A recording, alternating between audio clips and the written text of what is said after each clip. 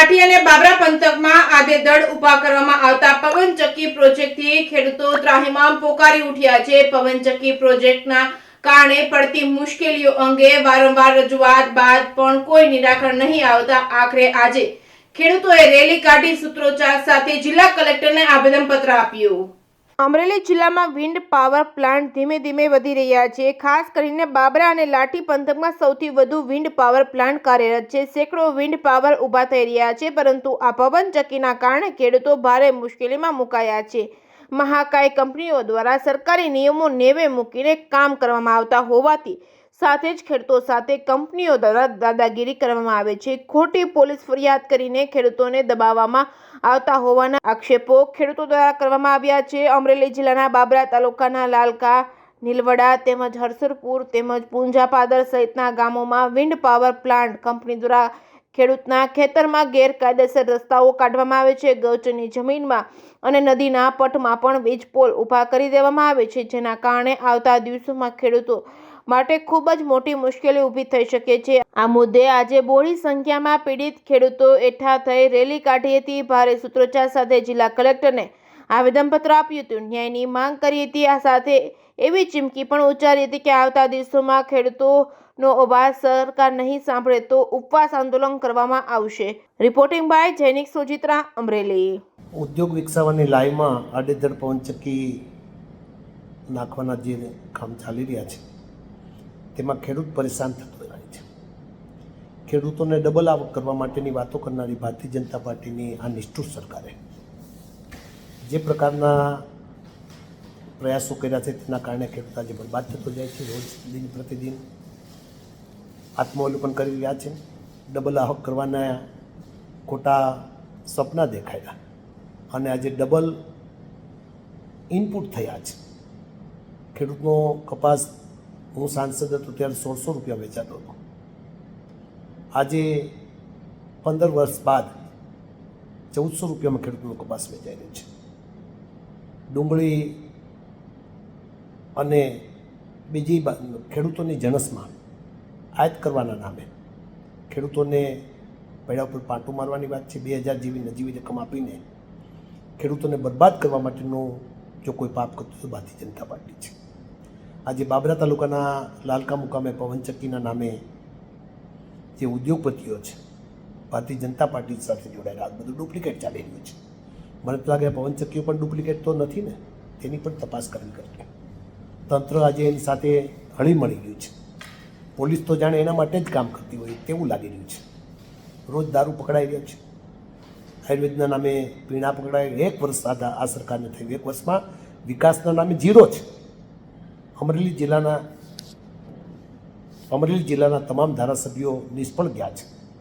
બાબરા અને કુકાઓ એક પણ દિવસ એવો નહોતો જવા દીધો મેં લાઠીમાં કે વિકાસનું કોઈ ખાતમુહૂર્ત ન થતું હોય। 1 વર્ષથી એક પણ ખાતમુહૂર્ત મારા કરેલા કામો છે, મારા મંજૂર કરેલા કામોના ખાતમુહૂર્ત પાવડો રાખીને કરી ગયા ધારાસભ્યો, પરંતુ બાબરા અને લાઠીને 1 વર્ષથી કશું મળ્યું નથી। ધારાસભ્યની ગ્રાન્ટ પણ મળતી નથી, અમે આપેલી ગ્રાન્ટ પણ વપરતા નથી। જિલ્લા પંચાયતના સભ્યો પોતે વાહવાહી લૂંટી રહી છે। પાણી છોડવાનું હોય સૌની યોજનામાં, તેમાં પણ રોજે રોજ માથાકૂટ ચાલી રહી છે। ત્યારે આ પવનચક્કીના નામે જે ખોટા આ ચાલી રહ્યા છે, મારે તો મુખ્યમંત્રીને આપની ચેનલ મારફત કહેવું છે કે તાત્કાલિક અસરથી બંધ કરાવો। આપ એક ભોળા મુખ્યમંત્રી છો, તમારા નામે આ ભારતીય જનતા પાર્ટી પાપ કરાવી રહી છે। ડુપ્લિકેટ ટોલ નાકા પકડાય છે, ડુપ્લિકેટ ડીવાયએસપી પકડાય છે, ડુપ્લિકેટ કલેક્ટર પકડાય છે, ડુપ્લિકેટ ડીએસપી પકડાય છે। તમામ ડુપ્લિકેટ ચાલે। દૂધ પેનરીમાં એટલું બધું ડુપ્લિકેશન ચાલે છે।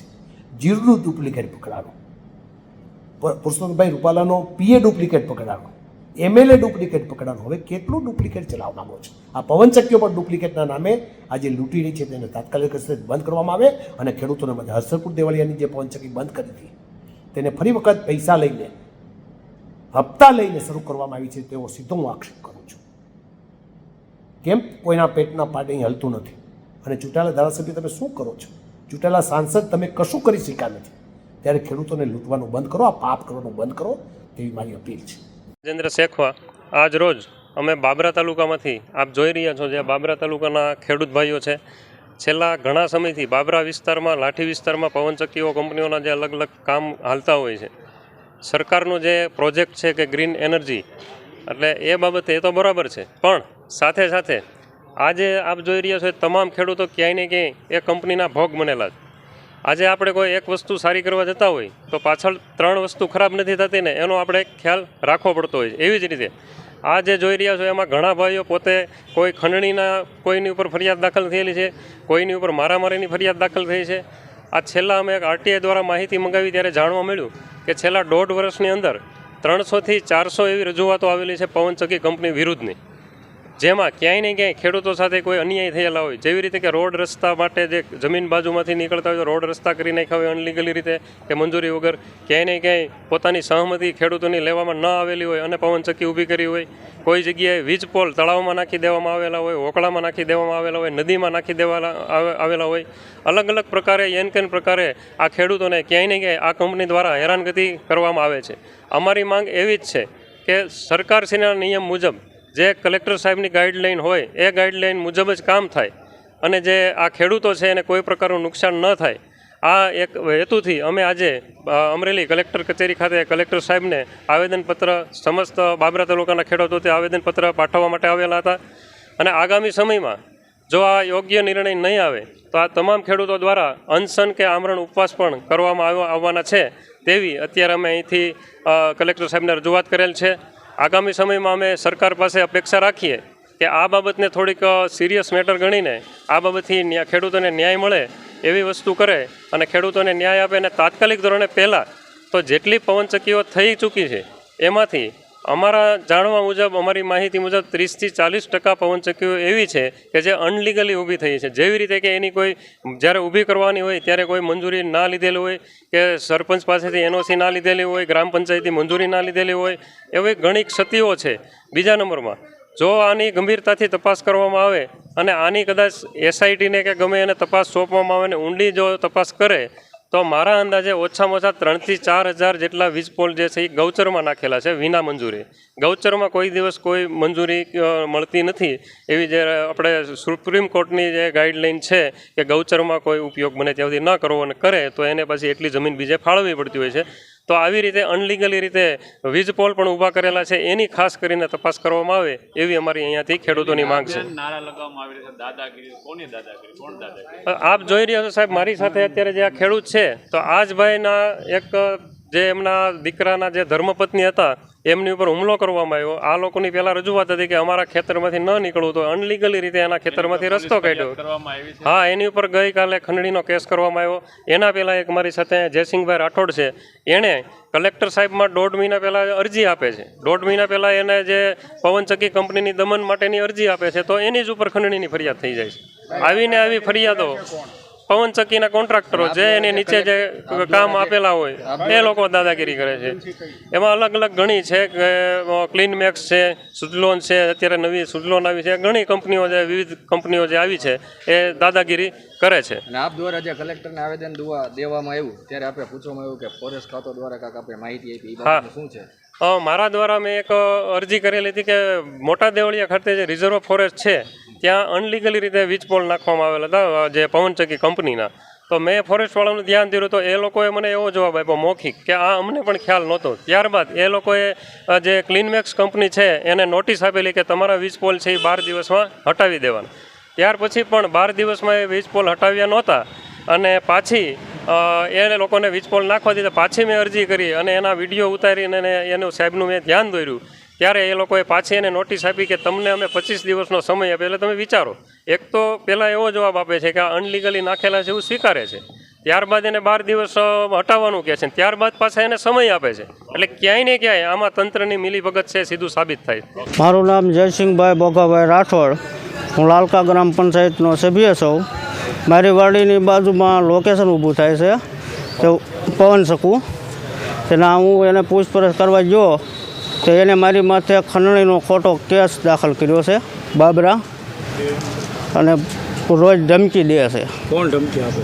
એ મુકેશભાઈ ને થોબણભાઈ ભરવાડ, એક પવનચક્કાના કોન્ટ્રાક્ટર છે લાલકા. ધમકી શું કામ આપે? એ કે એ તો અહીંયા ઊભું થાય છે, જે અમારી વાડીમાં બાજુમાં છે, અમને કાંઈ કોઈ નડતર રૂપી છે તો એ કાંઈ સંભાળતા નથી અમારું. આ બાબતે તમે કોઈ પોલીસ ફરિયાદ કે કોઈને જાણ કરી? હા, અમે 2 મહિના પહેલાં અહીંયા કલેક્ટર સાહેબને જાણ કરી હતી. શું કીધું? એ લોકોનો કાંઈ જવાબ આવ્યો નહીં. હું જસાભાઈ લાલકા બેરાણી, મારી વાડીએ પવન છક્કાનો માર્ગ હાંક્યો હતો, પણ બિનકાયદેસરમાં હાંક્યો. હું ના પાડવા ગયો એટલે મારી માથે એને મારવા લાકડી ઉગાવી હતી અને ધમકી કાલ કેસ કરવા હોતને ગયા હતા એ લોકો. પછી અમે અહીંથી ગયા એટલે એને પાછી કેસ ખેંચી લીધી. મારે હાલવા દેવાના નથી, મને કાંઈક ન્યાય અપાવો. ક્યાં હાલે છે? મારા ખેતરમાં મારા કાકાનું હું વાવું છું. મારા ખેતર મારા કાકાના નામનું છે અને મારા કાકાને કંઈ પૂછ્યું નથી. લ્યો, કોણ તમને ધમકી આપે છે? ધમકી આપે છે ધનાભાઈ રૂડાભાઈ ભરવાડ અને એક મુકેશભાઈ ભીખાભાઈ ભરવાડ ને થોભણભાઈ ભરવાડ. લ્યો, ધમકી આપે છે? ધમકી મારે એને આંકો છે. કાલ ના પાડી છતાંય તો એને આજે વાહન આવવા દીધા છે. અમે અટકાવ્યા છે અત્યારે વાહન. લ્યો, ધનાભાઈ કોણ છે? ધનાભાઈ ભરવાડ જ છે. એ ત્રણેય ભરવાડ જ છે. ધંધો કરે? એ કોન્ટ્રાક્ટર જ કરે સાહેબ, બીજો ધંધો એને નથી એ કંઈ. એનો પવન ચક્કી? પવન ચક્કીનો જ. હા.